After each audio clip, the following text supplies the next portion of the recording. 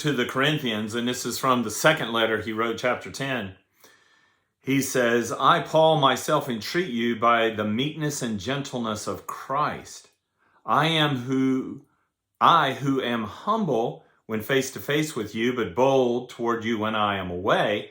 I beg of you that when I am present, I may not have to show boldness with such confidence as I count on showing against some who suspect us of walking according to the flesh. For though we walk in the flesh, we are not waging war according to the flesh. For the weapons of our warfare are not the flesh, but have divine power to destroy strongholds. We destroy arguments and every lofty opinion raised up against the knowledge of God, and take every thought captive to obey Christ.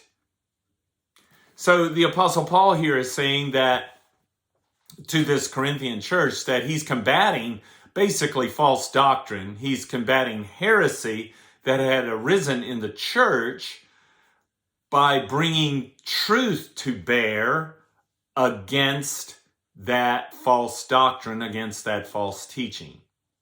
Now, so think about this. He says that they take every thought captive and every lofty opinion and every argument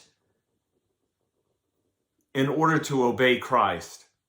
What does that mean? Well, what that means is that the grid through which all of life is interpreted, the grid through which we understand ourselves in this world and the life we live in this world, is through the person and the work of Jesus and what Jesus said.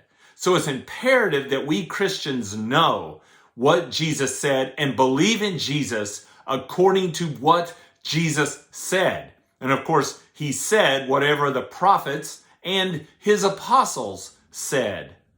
This is key, and it's imperative that we live our lives this way. And it is imperative for 21st century American Christians to understand that we must take captive every lofty opinion, every thought, and make it obedient to Christ. That is, we must weigh it in the scales of truth as given to us by Jesus Christ. May God help us to do that very thing.